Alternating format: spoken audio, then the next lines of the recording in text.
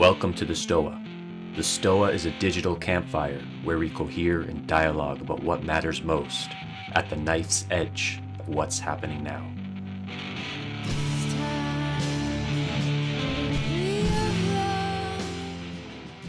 This, and it's going to be a liminal recording.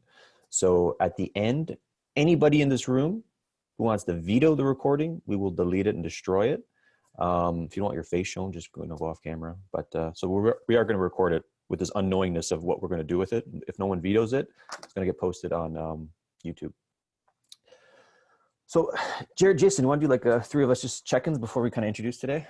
I can go first. So I feel calm. Yeah, I think that's all I got right now. I feel fine. I don't know. Jared? Well, have you ever heard of no, I'm just joking. Yeah, I don't know, kind of playful actually. It seems but quite calm as well. So it'd be fun, I think. The last one we had here, there's just like this subtle background of feeling a call for some more conflict because of our last mediation. It seemed like that was something people wanted to get a little bit more friction, or to kind of put ourselves at risk in some ways. So I can feel that kind of in the background as well, which is kind of exciting and yeah, I'm feeling like I want to play in that playground. So nice, cool. So welcome to the Stoa. I'm Peter Limberg, the steward of the Stoa, and the Stoa is a place for us to cohere and dialogue about what matters most at the knife's edge of this moment. And this is, I think, our fourth mediation campfire. And Jason, Jared, and myself were talking yesterday, and it was like, oh my gosh, there's like all these delicious insights were coming up. I'm like, I wish we had that shit recorded. So what we're going to do today is that we're each going to take a turn, just kind of share our latest thoughts on memetic mediation and what we see of this campfire or the whole project in general. And then we might do a round of follow-up thoughts, and then we'll throw it to the group for a group discussion like the other times. I think that's everything. So if you guys are okay, I can open with my thoughts. Cool. All right, I took notes too, because I wanted to be serious about this. So one thing that came up yesterday when we were talking is my memory of an actual mediator. So I used to work at the University of Toronto, and there was like 21 different unions, and the unions, they had like negotiations and collective agreements with the university. So they brought in a mediator from the Ontario government. And this guy, he was like slick. He was like hyper charming. There's like sort of like an amoral quality to him as well. He just wanted to sort of get a deal done. He didn't really have a side or a bias, it seemed like. And I felt into that, and I kind of felt into this memetic mediation project and sort of like teased out a potential skill set stack, or this is sort of my provisional skill stack or talent stack of a memetic mediator, or maybe mindset might be a better way of looking at it. There has to be sort of like a felt sense of trust that kind of all parties are involved. They trust the mediator to some capacity. And maybe like a minimal viable status. There has to be some kind of like thing that, you want to reach out to this memetic mediator. And when you're in the process of mediation, I think there has to be this sense that you genuinely have to be in a liminal state of unknowingness, of not knowing who's right. And we were talking like this whole kind of thing about both sidesism or all sidesism. Like, I don't think there's a medium of like, let's say, for example, we have a friend, Jessica Burton. She's a feminist, really considered feminist. If she had a conversation with some incel that was like a woman hater or something like that, it's not like, okay, somewhere in between their ideologies, that's where we want to be. Like, no, like that's not what we're saying. Like we would obviously side propositionally with Jessica. But I think if some arrangement like that happened, I think the goal, or this is my edge of my thinking, the goal of a mediator is to find right relationship between that memetic tribe or those two people or whatever. And that right relationship is going to be a different combination each time. And in order to encourage or engender that right relationship, it's you have to have the capacity to be in right relationship with those individuals, those memetic tribes, and all the different sub-personalities within yourself that get triggered when you experience radically different perspectives and points of views. And then, so the other thing I would say is that it's almost like a bait and switch in a way. Like this, Jared was having some good pushback on the actual term memetic mediation. It's like, is it really memetic mediation we're doing? And I think in order to be a good memetic mediator, or have a sense of the culture war, you have to be able to dip away from the propositional, away from the memes, and then into the felt sense, the actual kind of like capacity to speak from your heart and actually feel what other people feel when they think what they think. And if you can speak the language of the felt sense, and I think it's like you can speak to people directly, and it's almost like a bait and switch you're using, where you're using the memetic and the narratives and all that type of stuff, but you're really speaking to them heart to heart. So that's at the edge of my thinking, and I will, whoever, if Jason, Jared want to go next, feel free to jump in. I guess one point that might be slightly different than something you said, Peter, about kind of, not going if you're kind of playing this role of a mediator, whether more formal or more informal, not knowing where it's going to go. I also think it's important for everybody to kind of acknowledge their biases up front, to like wear them on your sleeve, because I don't think anybody is without bias. And if you're a mediator and you're kind of this kind of trusted third party, this neutral third party, I think having, your bias out there, like, okay, this is, I can express my point of view and say, hey, look, this is what it is. And I'm not going to, and I'm going to try my best not to use that to kind of tip the scales one way or the other, but this is what it is. And so everybody else can see that, as when I'm doing my work as a mediator, like, they'll be in a better position to notice when I'm tipping the scales, I guess, right? Because I'm not in a sneaky way, kind of like injecting my bias into like how, I might, I don't know, ask a follow-up question from one person to the other, and I mean, it can all get very, from my point of view, it can all get very, I don't know, cringy real quick, or it can get very, it can fall apart real quick if that's just not out there. So that's maybe I'll give you a chance, Jared.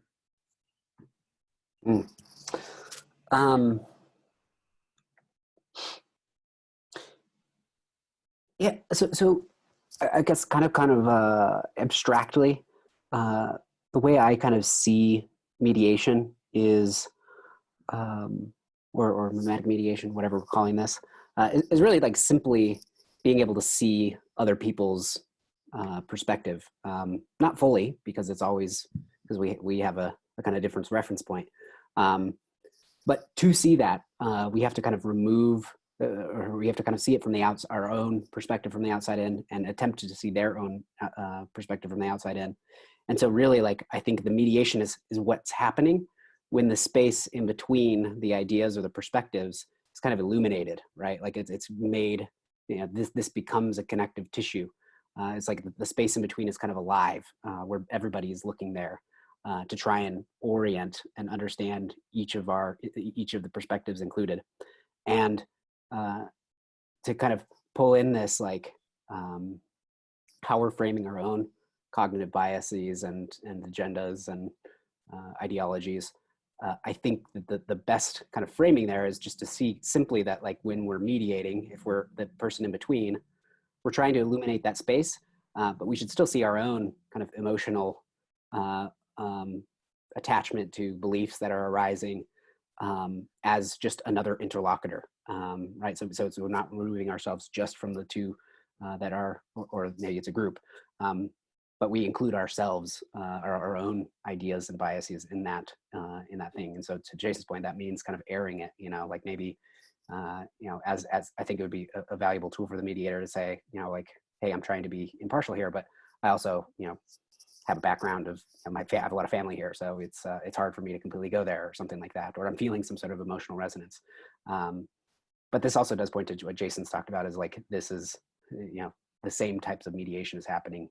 We can, the same process can happen when we interact with anybody. And the more we practice it, kind of being able to see our own perspective from a distance, the more we're prepared to be able to help in a group.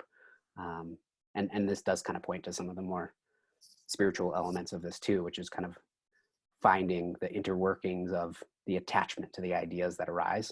And the looser we are attached to those ideas, the easier it is for them to only offer themselves when the context is right.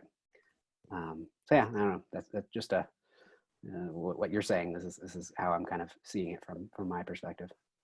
And I think what we were saying yesterday, it's like having that tension always available, where you acknowledge your bias, like what's your actual position, or you think your positions are, with the willingness to sacrifice them at the moment's notice. And if you can hold that tension and allow other people to see it, then I think trust, the felt sense of trust, will emerge from a wide variety of different ideologies, because there's like a flirtatious element there. You're up for grabs, right? It's like there's almost like you're at that nice edge of being up for grabs for their ideology. I think you have to be at that place in order to get into real dialogue with them. And so, like, practically speaking, well, we were talking, there was like so much, and the thing we said, like, we should calm down, just take it one session at a time, because there's so much potential with this project, and there's so much different kind of like sessions that could emerge from it, or how much we could do with these sessions. And I think previously, Jordan Hall emailed me with an idea about how we can have like a news channel, like a memetic tribe news channel, where like someone talks about, social justice activism, like a situation that happens in the world that affects people, about Trump or COVID or whatever. Get the social justice take, you get the QAnon take, you get sort of like men's rights activist take, you get the dirtbag left, whatever. And so we have like a news channel where everyone can kind of share their opinion. I thought that was pretty cool, and I think that's doable. Another thing we mentioned, so how I see the Stoa space emerging or evolving naturally is like there's a wisdom gym section where people get to kind of like practice their wisdom, which is really created by the collective intelligence at this point. There's like psychotechnology incubators where people can just test things, fuck things up, and if it works, they can port it into the wisdom gym. And then there's sort of like sense making sessions where people come in, these respected intellectuals come in, and then they share their thoughts, and there's Q&A. And we've had many of those. And some of these are interesting because, so we had Alexander Bard come in, for example, and then we had Dave Snowden. And those two, they were on this listserv called Intellectual Deep Web. They had it was like cat and dogs. They had a big fight. And then Dave Snowden just left that thing. But now they're both getting warned by the Campfire, the Stoa Campfire. They're trusting it. And if they become somewhat regulars, maybe they can have a conversation again in a good faith way. So next week, Michael Brooks from the Michael Brooks Show, he's coming into Stoa. And Peter Bukosian, Peter just randomly texts me sometimes he wants to talk. And so that was kind of, synchronicity. And that I know they don't like each other propositionally. If they get be warmed by the digital campfire, maybe we can connect them. So I kind of like the idea, like these people come in the campfire, they feel safe, they feel warm, they feel like, it's a trusted space, they leave. And then as mediators come in and say, okay, how can we get these guys to talk to each other? Maybe it's an anti-debate, maybe it's an empathy circle. What is the sort of the angle or frame that would attract them to discuss with each other? And then, Well, the last thing, another one is sort of like, Jared mentioned this, is sort of like, there could be also sessions where you just like method act a certain memetic tribe or a certain ideology, feel what they feel, get really intimate with the propositions that they use so you can pass their ideological Turing test and just fucking have at it and see what emerges. And if you can kind of like really feel what they feel and then advocate for it strongly, then maybe you can talk to them better. Yeah, I have a number of thoughts. Let's see if I can tie them together. So one, going off of what you said, Peter, with, the memetic mediators being kind of the connective tissue, across these different personalities, somewhat well-known personalities that are coming into the Stoa, getting comfortable with the platform and trusting of the platform. and then, you know, us recognizing that, hey, like there needs to be some, you know, dialogue between these people as well, not just having their own sessions. And so, you know, one use of these sessions is us kind of game planning, you know, how can we do that? But another one, and I don't know if this would be right away, but actually bringing, say, a Michael Brooks and Peter Boghossian, that would be interesting. Bringing them in here with a bunch of us people, you know, aspiring mediators who've been practicing and helping to facilitate a conversation and kind of providing the guardrails. If one of us, if it starts getting heated, but one of us realizes, hey, well, you actually might have misunderstood what you meant there, and could you see it from this perspective? So just kind of like smoothing it out a little bit. That's also a possibility. Somewhat related, I've been playing with these dual notions of, you know, a lot of people have been talking about liminal space. It's very liminal time. And we want to kind of encourage this liminal space. So we don't want to have an agenda for where conversations are going to go. But at the same time, this kind of counter concept to me is this notion of generative tension, where out of the liminal space, you know, you get this kind of tension that arises, and hopefully it generates something, you know, positive, right? So it's thinking, you know, seeing as a mediator, seeing tension not as a problem, but as an opportunity for something to grow. Could I just quickly ask, could you expound a little bit on what liminal space means to you? What it means to me is kind of it's like a transition period. You know, it's a period where, so a lot of people describe this COVID situation as a liminal time, because before that, you know, a lot of people kind of had, you know, an idea about what was going to happen and what they were planning for, what they're preparing for. And liminal space kind of when all of these kind of reference points of, you know, how the world works and where society is going or where our lives are going kind of get thrown out the window. And it's just kind of this kind of radical uncertainty or unknowing. That's my take. I don't know if anybody else has a different take on that. But I mean, so in relation to like cultivating an intentional liminal space, it's more like, okay, we're having a conversation and we have some ideas to frame it, to get it started, but we don't actually, we're kind of operating in a mode of uncertainty. And so, for example, like Jared and I on our podcast, we often don't really plan our conversations. Like we like it to just see what emerges, you know, and that's kind of scary, because like, what if I don't have something to talk about? What if, you know, I get nervous and I shut down or something? But, you know, but there's also exciting because I don't know what's going to happen, right? And so something can just come out, that something really delicious and interesting that all of a sudden, you know, we can go with. But it takes the ability to kind of trust being in this liminal space, in this space of uncertainty, of not knowing. So that's how I think about it, at least. I don't know if that was helpful or not, or. No, thanks. I'm getting a feeling for it. Thank you. Very good. Let's see. Is there anything else?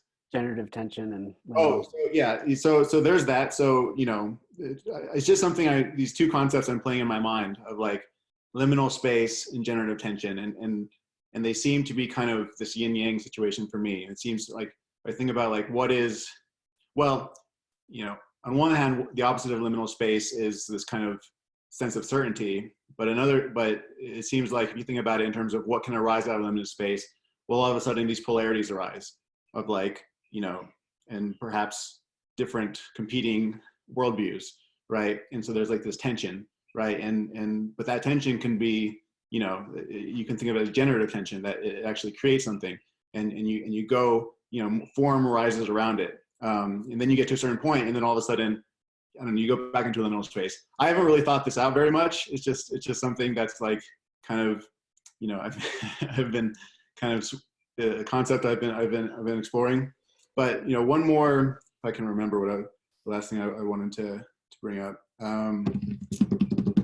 What was the last thing? I can't remember. I'll probably remember in 2 seconds. Jared, do you want to go? Yeah. Well, I want to like kind of flesh out this liminal versus generative tension dynamic, and kind of I guess using another metaphor that I think I use a lot when it comes to, it's like very readily available with politics, in the sense that we kind of we have a conservative and a liberal perspective. And, ideally, the way that society should be working is that we're kind of, the traditional perspective is kind of informing us from what we've learned from the past and what works. And this progressive is trying to understand how we need to change and kind of reach into operating in new levels. And when things are working well, they're in generative tension. There's a dialogue, something more than each of them is arising out of the tension between the two. And I think I like the metaphor of magnets here, right? So the closer they get, all of a sudden we get this energetic exchange that happens. But if they're too far away, it vanishes, and then there's no longer anything that's being generative in addition. So they're just kind of both isolated. And so to Jason's point right here, right, is like, in order for us to get that generative tension to re-arise, somebody has to occupy this liminal space in between, and kind of allow them to see and get closer to each other for something to arise out of that dynamic. I don't know. That's the metaphor that's coming up as you're speaking about it now, Jason.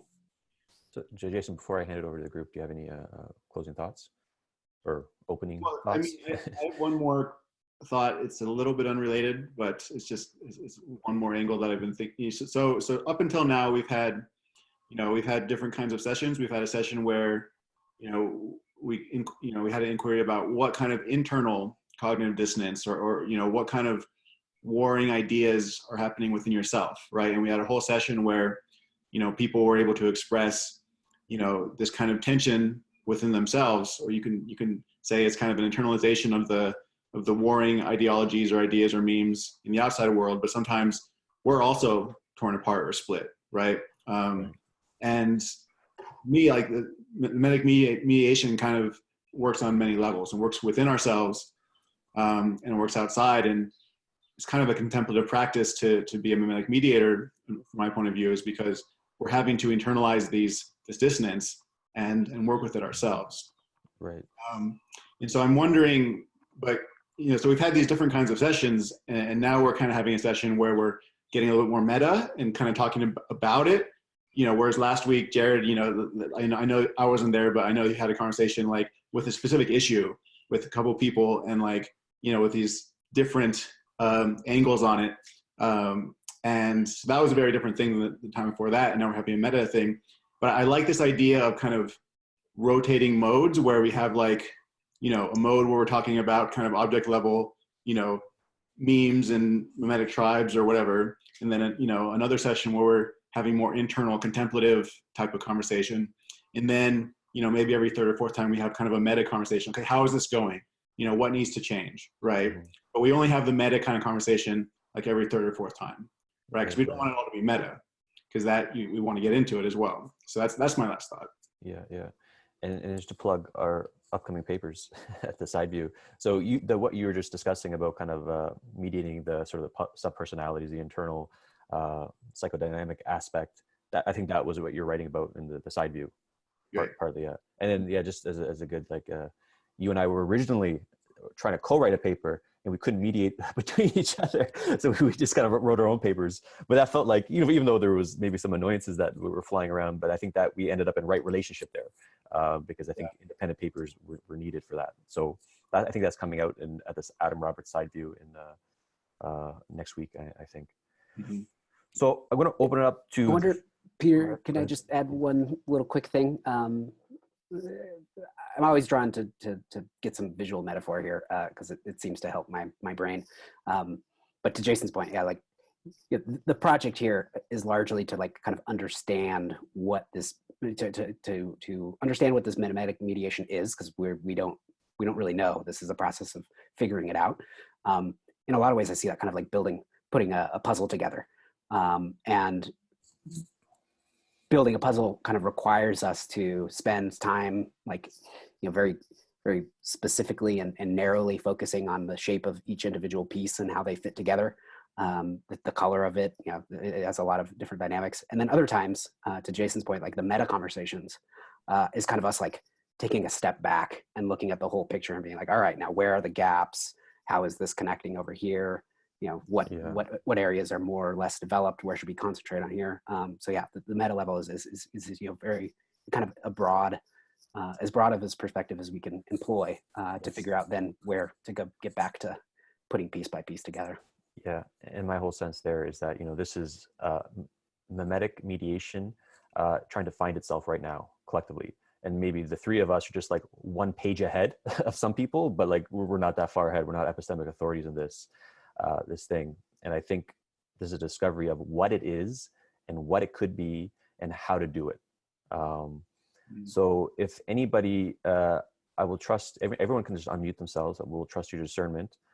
If you want to like disagree with us, we accept your propositional violence and we will model memetic mediation live. If you have any practical ideas of what sessions can be born out of this, we're open to hear that, or if anything just came alive. So the floor is yours.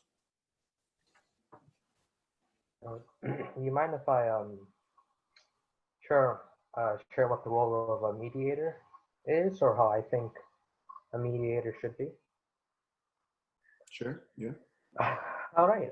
Sorry, I'm a bit nervous. You know, it's my first time talking in front of such a big crowd, and I'm happy that you're all here. So I'll go ahead and get started then.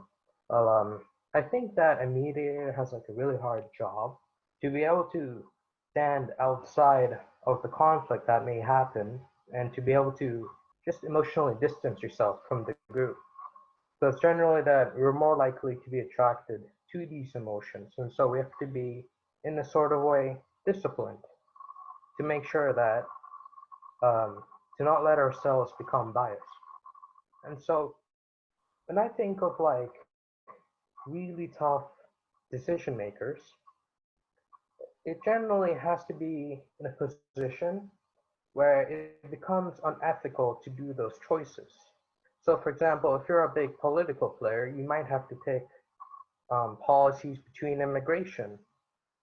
And what I'm saying here is that sometimes those people are forced into situations and they have to be disciplined in their motions in order to make what they think is a sensible choice. And we'll never ever uncover the full perspective and knowledge of all these choices, but the only thing we can ever hope for is to do our best in those positions. And that's what I think why mediators are important, and we need to pick someone that can be just about to be in your ideology, but also disciplined enough to refuse it if necessary. So yeah, that's my take on it, and thank you.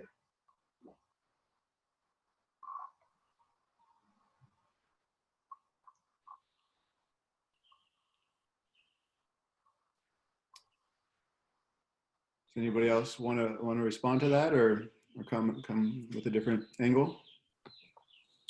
Yeah, and just feel popcorn style, just jump in. We will be awkwardly silent, waiting. Yeah, I think, you know, I'm very interested in, Peter, what you were saying about this idea of dipping in. And I imagined you were drawing a kind of two-dimensional axis with felt sense and propositions. And, you know, what's happening on that axis for, you know, everybody in dialogue, you know, as we're speaking.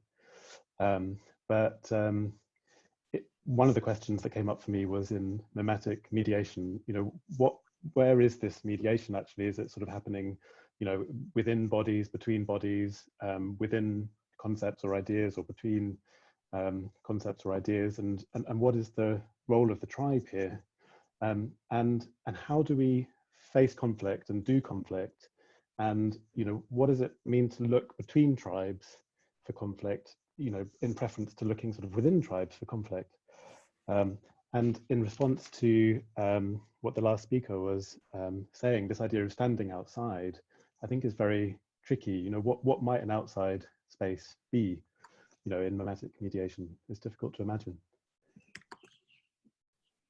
There's something that's alive. Like, those are great questions. I don't know the answers to it, but so my kind of conception of the metagame is like, there's like, you know, the biosphere, or the language that's being spoken there, like, or with our bodies, is like that primal ape shit. And then the emotosphere, that's where the language of emotions and felt sense are being spoken. And then the noosphere, that's the realm of memes and propositions are being spoken. And I think you have to have fluency in each one of those languages in order to speak to other people really well. And so yeah, that's just sort of like a skill set I think needs to be developed for not just a memetic mediator, but a metagamer in general.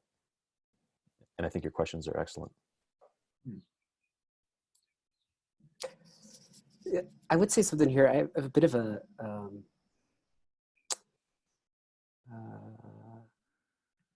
I guess outlying position on mediation, where it takes place, when we see it, and you know, I've kind of publicly or said, I think even in our last conversation, I don't really like mediation because I don't like it as a word. I think it's provocative, and that's why you're all here. But I think of it more as a orientation than a result. And you know, if when I see the most movement happening, it seems to be long-term, right? So I guess what I'm saying is, if we can find ourselves in all of the conversations that we have, personal, familial, online, on Twitter, with your best friend, whatever it is, of kind of making an effort to understand multiple perspectives and not trying to prove or disprove them, you know, as your core motivation, then I think mediation happens wherever you go. And maybe that word never comes up. And probably, you know, I actually think it would probably be, it's most effective if if we, for example, if we were to have some of the famous disagreeing intellectuals of the Stoa to come on here on the mediation campfire, I think it would actually be like that end of that conversation is likely to have not a ton of movement. Whereas if we were to just orient it as a campfire for relation or something like that, you know, but the campfire here is pointing to the warmth though. So yeah, I don't know. I see this as a long game and an orientation of not being pro ideology or you know, pushing your perspective hardcore, and instead kind of finding ourselves often in the space in between the tribes. And when that happens, mediation is kind of an emergent result in the long term. And one other kind of little note here too, I just had to tack on, sorry, I don't want to take too much time, but is this question of understanding the perspectives of people. And I think that it is valuable to understand both the perspectives because we can kind of see common mistakes or misconceptions or semantics arguments as they arise. But I also think that that's not always required. And another orientation can be, you know, in a lot of ways is very helpful, is to be just the genuinely inquisitively curious person. You know, I'm sure kids do a lot of mediation for their parents because they have no idea what's going on and they ask simple questions and they're genuinely interested in understanding the answers as opposed to having an agenda about one way or the other. So yeah, I think, you know, when in doubt, it's surprising how much work can be done from coming from a place of genuine curiosity and little agenda. So yeah, just a few thoughts to throw out there. Richard Bartlett mentioned a while back that he mentioned the term memetic diplomat. And I actually, if I'm being honest, in the way that mediation and diplomat is being used, I see myself more as trying to be a memetic diplomat than a mediator, because a mediator has, you know, a specific structure. You know, usually you have like, a couple parties and a third party, like who's mediating between two people. And that's actually not like that for me, that's part of it. But kind of going what Jared said, for me, it's really, a lot of it's informal. It's just relationship building with people who think differently than me. And, perhaps, and that can be, if it's too difficult to build a relationship based on ideas, it can be just based on shared aesthetic taste, right? Shared love of baseball, or, a shared love of, listening to Bob Dylan or something, right? And eventually when things flare up and there's just this genuine misunderstanding between groups of people, if you're in a position where you have relationships with people on both of those sides, you can kind of help transmit information back and forth with more signal than would have been otherwise. So kind of like this connective tissue. And so you can kind of, you help to facilitate collective intelligence. is I guess the way I think about it. There was one of the metaphors that comes to mind for me, visual metaphors that comes to mind for me is like a bridge, but also, Jared, as you were talking, it was more of the word glue kept coming into mind. And being that, Peter, like you said, the space in between tribes, but it's being able to, I know that I have an ability to detect like changes in volumes or tones of voice in a very subtle way and in language, and can see things ratcheting up, and have in my life been known to stop something in order to prevent it from escalating any further. And so but also like being able to be, I think I've always been the type of person that will take the opposite of, if somebody takes a strong position, even if I in general agree with them, will automatically take like the opposite perspective just because there's this just deep desire in me for balance. And so Jason, I liked the word diplomat, but there's also this sense of needing this balance that comes when someone takes a strong position, and wanting to immediately, like, even if I don't agree with the opposing position, will try and present the argument of the opposing position just because I can't have that imbalance. And so I see a couple of other people saying that they do the same thing. So that's that's a similar thing. And so, but being able to, and one of the thoughts that came to mind, Peter, you referenced like the 3 different levels, and like, I'm very comfortable in the emotional level, like that I know in backwards and forwards and inside out. But when it comes to more of the ideas and being able to articulate those on a kind of a faster rate, my brain just kind of goes, bleh. And so like having a way to practice that piece of it, it was something that was coming to mind, is like being able to practice at those various levels, and kind of getting a clear, like I have some sense of what you meant, but getting a clearer idea of each of those levels, that would be really helpful. Yeah, maybe I've been writing a little bit about it in my journals, but the biosphere, sort of like the interactions, that primalness. Jared and myself, we were sort of dipped into the pickup artist scene, and then they sort of leveraged evolutionary biology in order to attract women. And I'm also a trainer at Dale Carnegie Training, and Jonathan Haidt, he called Dale Carnegie sort of the elephant whisperer, and he used the metaphor of the elephant, the rider, like system 1, system 2, and you got to talk to the elephant. You don't talk to the rider. If you can talk to the elephant, then you can really make friends and influence people. So that's sort of like that kind of that primal level. That's the sort of language that can be spoken, that social skills books, anything you can learn from. And then the other level is the level of the motosphere, like what you were sort of like have a natural talent in, probably, like where you just feel people, like when things heat up in your body, right? And then sort of like, you address that, and I can feel people's words, right? And when I zone out, when everyone's word feels the same, because it feels disembodied. So that's sort of like and if you can speak at that language, then it's like you can kind of ignore some of the red herrings in the propositional realm, and really get at the heart what the person's trying to say. And this is sort of what Jordan Holiday and Schmachtenberger called the Omega rule. Just really, really listen. And then the other one's the realm of the proposition. And then someone said, well, what about objective truth? That's sort of like in that realm, like, is there objective truth? Can we level set on it? And this is where things get really messy, though, because if anyone read my paper on the culture war with that spreadsheet, there's a lot of people that have different reality tunnels that are flying around. And if you can get really skilled at being meta, and Jason and I were talking about this in one of our letter exchanges, I think I called it perspectival pigeonism. It's like you can kind of take mental models from each one of these tribes, create your own sort of perspectival language, and use the right model for the right person at the right time. So if you're coming with someone who has a social justice proclivity, you can use hierarchy or something like that. If you're coming someone with a reactionary, you can use non, and then you can kind of speak to them and relate to them on that level. So that's sort of like what I understand as a metagame. And I don't know, there's no training out there for it. So maybe we'll invent one here at the STOA, but that's sort of at the edge of my thinking.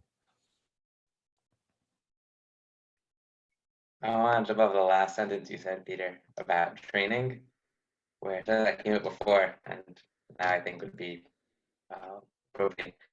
It's kind of like almost like to bring things from here out to the real world, almost kind of like homework or missions. Reminded kind of like in Fight Club, where they get the envelopes, or like you have to go lose in a fight, something like that. Where it'd be kind of something that people here who would be interested to invest, kind of an invitation, try to do like this one thing, and in the field of memetic mediation, and then you can kind of come back and like total your field observation. Like, what did you see? What did not work? Probably the first couple of times, or what was too easy here? And I wonder if that could kind of also create some sort of training program for everybody who's interested, to give people ideas, some sort of accountability, and also kind of create the knowledge base to develop this.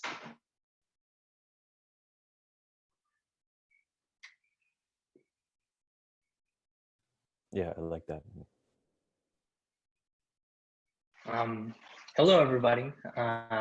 Thank you for all the effort and energy everyone's put in so far. My name's Ben, and I want to be mindful, first of all, the first STOA session I attended was the building the STOA, and the mediator of that session, Travis, warned against bringing a cathedral and recommended bringing a brick. And that's something that I may not be doing here. And I think David, who's in attendance, I brought this up, and actually Peter, I've mentioned a project to you in a DM on Twitter about a way, sort of my demonic reaction to reading the Culture War paper. I immediately went out and bought a URL called realitymuseum.org. And I guess this is sort of linked somewhat to Jordan Hall's idea of a news channel, but it also relies on a visual metaphor, sort of thinking of perspectives as frameworks. And I just had this vision for creating a website in which essentially a museum was built off of, instead of reality tunnels, they're gallery spaces. And I should say to Jason's point about my own biases, I'm a visual person. I come from the art and design background, so I always gravitate this way. But I've been really wanting to get some momentum under this idea, and I ironically picked a collaborator who we ultimately couldn't mediate between our two different sort of outlooks on the world. But anyhow, it's very helpful for me to think in a very sort of cohesive visual metaphor. And in this one, the role of the mediator becomes more like a docent. So a volunteer guide who's familiar with all the galleries in the museum and doesn't necessarily have to like the frameworks in one gallery, but should know, oh, these galleries are here and this is how other people see the world. And anyhow, I just wanted to share, and mostly to say thank you to Peter and Jared and Jason and everyone else.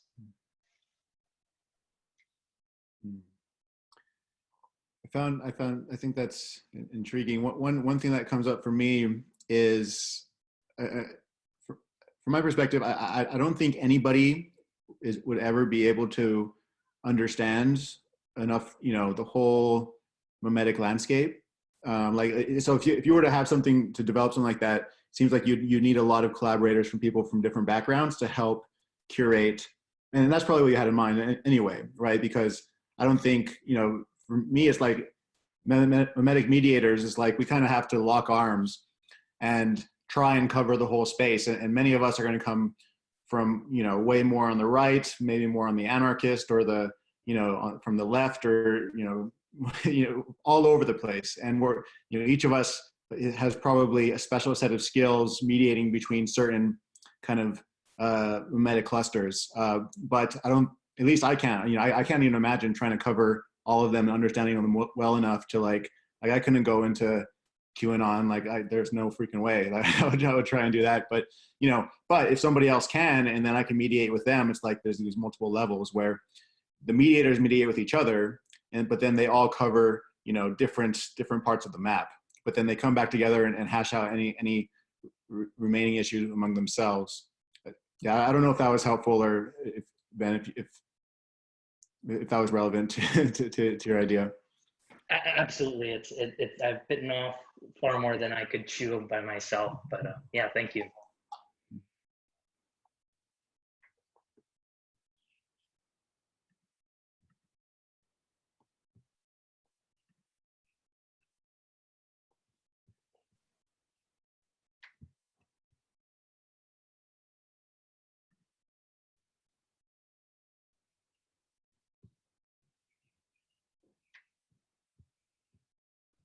Something else that is coming up also from the museum idea and also from before, the whole mediation concept, is kind of the role of not the mediator who's outside the group, but the person who's inside the group, which is, I think that pretty much everybody has some sort of identity to a certain extent, whether it's an ideology or some of the memetic tribe.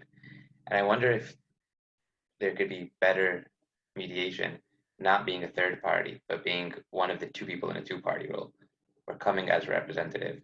That would even have a stronger effect, where someone would say, oh, I am a neo-reactionary, I want a monarchy, and from that position, I want to talk to somebody who is, I don't know, the opposite of that would be, I guess, the Democrat. I don't know. I don't even know the opposite of that. Someone who wants a democracy.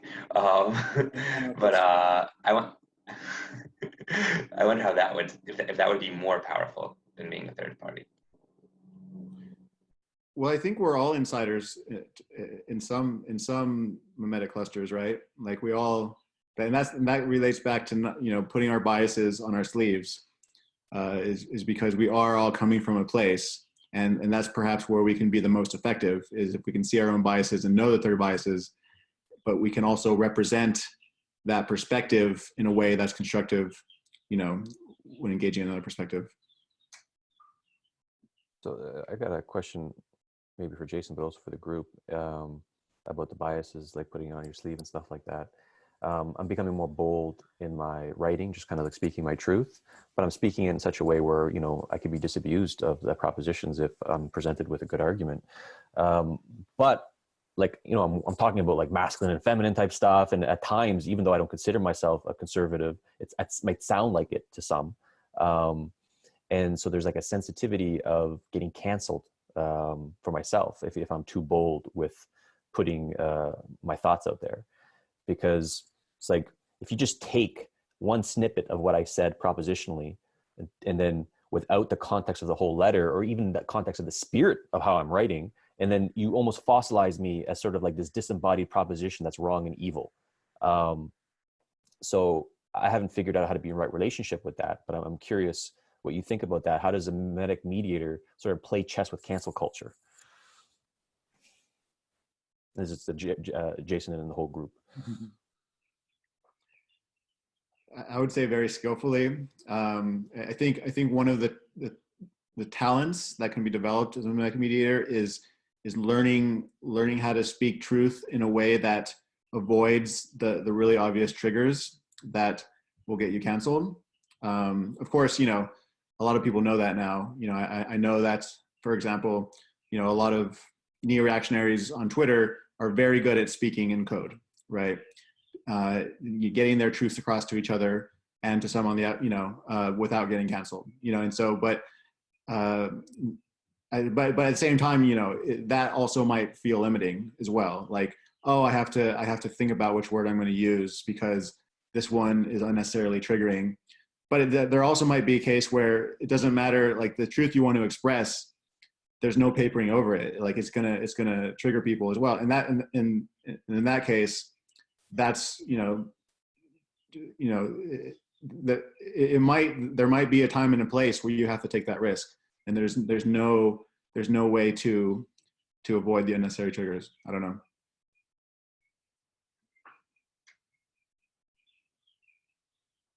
I'm just wondering about multiple perspectives and multiple voices. I'm thinking about, you know, is there a tension between sort of really wanting to find, you know, one voice, and what it's like to really try and follow a particular singular thread, compared to, you know, inviting, you know, other voices and other perspectives into the conversation. Can I just jump in? Like, I think that would be a really good opportunity for anyone who hasn't like spoken yet.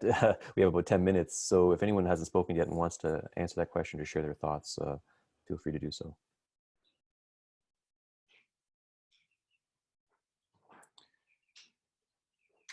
Could you rephrase it? Ben, I'm a little confused exactly what you're asking. Could you rephrase it?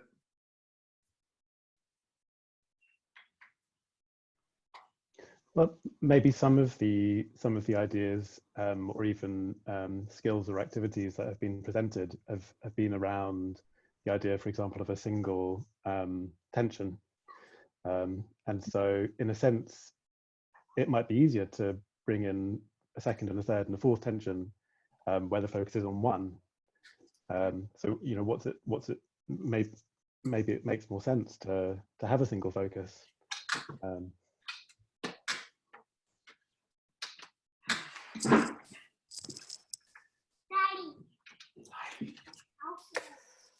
So something that's coming together, a kind of conglomeration of a few different people.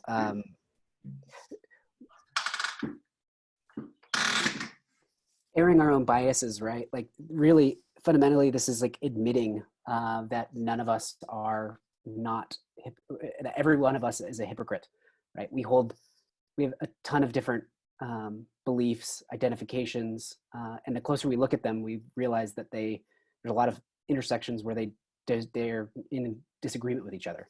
And so this is kind of pointing to the fact that that there's holes in our story.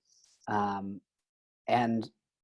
one of the simplest practices here is being aware of that. I mean, like, really, like, well, what are some of the areas that don't agree from my own beliefs and things like that. And that can kind of start to highlight not only the space in between the concepts, but the space that permeates all of the concepts too.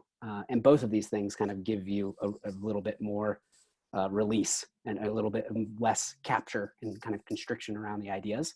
And Ben, to your point, I think this is really important to think of when we're in a mediation perspective. And I like the plurality role, right? Like, I'm gonna confuse people by using conservative language to describe a liberal or a progressive ideal, that with words that would normally trigger them. So they're, you know, all of a sudden they're like, whoa, like this is like an idea that's pulling in like 5 different conflicting things, and it makes me uncomfortable, and kind of a little ungrounded, maybe looking around to try and figure out what's going on. And to Kira's point too, like, often we, you know, this is devil's advocate. Sometimes we can think of it as like everything has an opposite. But I think it's even more multi-dimensional than that. You know, if a concept is kind of some sort of, each one of them has its own shape.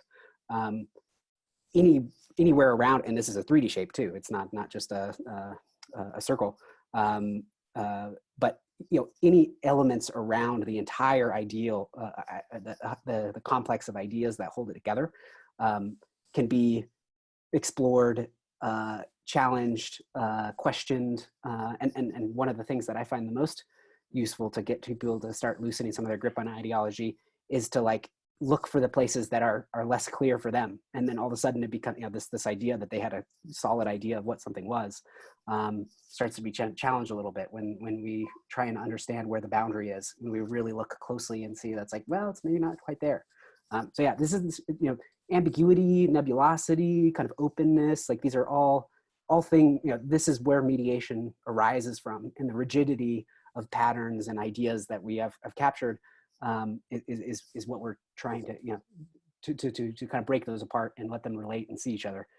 You know, there's a million ways to kind of introduce a little bit of space, and it comes in a lot of flavors, but unfortunately this is an uncomfortable process. So yeah, I don't know, just a few thoughts to kind of throw in here and make things a little bit more complex and abstract. Sorry.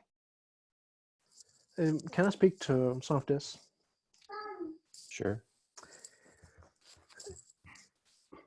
Yeah, so I think also it's relevant for this question of Ben, and what I was trying to articulate to earlier, like last week we had this example of mediation about Israel. And so I think to have a relationship to truth is actually, we all have a relationship to truth. Always, we cannot have a conversation without having some sort of relationship. And so I think it's not just about biases, it's also about something outside of ourselves, like, yeah, so for example, Israel. So we need to be able to talk about like the history.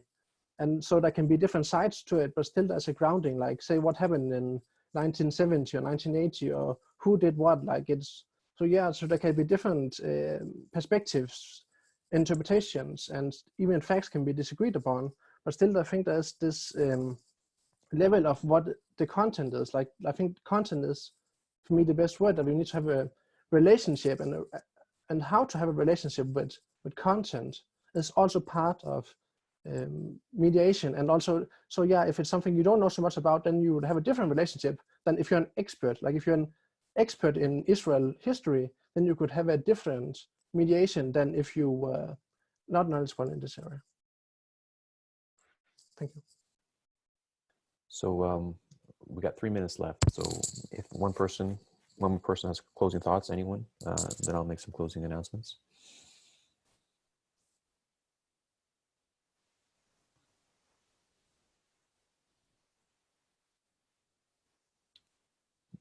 Jason or Jared, if you guys have anything? I mean, my mind is trying to think of a way to summarize, and in a way that kind of leads us on trajectory forward. It's grasping, but it's not finding anything. Maybe that's okay. I feel like a lot of different ideas are kind of floating around, and we might need a few more of these sessions for something to start to cohere in terms of either more of a formalized training, as I think someone recommended, or perhaps some actual using the space for actual mediation. But yeah, I guess it's still a little bit liminal for me. Right. So I have a practical idea that we can throw out there, and I'll say what I liked and didn't like about the session. What I liked about the session was I don't often talk about at the edge of my thinking out loud. So that was a good opportunity. And then I like hearing Jason and Jared too. The thing I didn't like about it, it's Jason, Jared, and myself, we have the proclivity to masturbate about the meta. Right? It just felt like we were masturbating in front of you all for a little bit. And it's okay. But as a facilitator in the space of the Stoa, I want this to be about us, the collective intelligence, not about what this perceived epistemic authority we are. So I could be totally misreading that whole situation. People might not have felt that, but that's sort of what I'm leaving with, what I like and don't like about it. Meta modern masturbation. Can I no? There's a secret handshake for it. I don't know if you want to learn that right now. An idea. So we have a Slack group, a Memetic Mediator Slack group, and David just created a mediation Campfire channel on it. So if someone could maybe, I don't know who has a link to that. If someone could post that link in the chat box, feel free to join it, and let's just spitball throughout the week about what we can do here. Because it's just me and Jason Jared just kind of coming up with it ourselves, but we can collectively come up with an idea and just run with it. And we're, as you can tell from the previous sessions, we're really, really open to experiment with this. So that being said, Jason, Jared, do you have any closing thoughts before I make announcements about upcoming events at the Stoa? No, I think if getting some more dialogue going throughout the week, in this channel, I think would be good. So we can kind of flesh out some of these ideas that people have been putting out, and we haven't had the time to really, carefully go through each one. So I think if people want to join that, I think that would be a really good way to, Yeah, one quick kind of note on the bias discussion. While I think bias is a very real thing, and it's a good lens to use when we're trying to understand how people make decisions. I think from the mediation toolkit, I don't find it super valuable, and actually prefer just perspective. This is kind of a radical relativism, but due to utility rather than any kind of ultimate truth. And and yeah, if we're genuinely interacting with people from a place of just trying to understand everybody's perspectives, I feel like it's far more fruitful rather than kind of bringing in the negative connotation of whose biases are going to cause problems.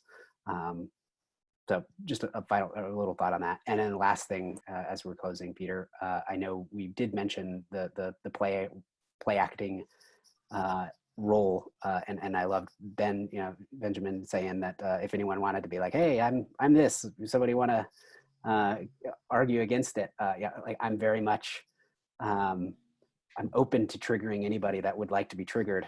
So the invitations are out there, and yeah, so if there's a perspective, I might be able to even do it ignorantly. Those are some of the most triggering ones that you can find. So yeah, if anyone wants to see me be combative, I'll be game to jump into those waters. We can discuss it in the mediation channel. Beautiful, beautiful. Just a quick question about the Slack channel. What channel in the Slack group did you want the ideas in?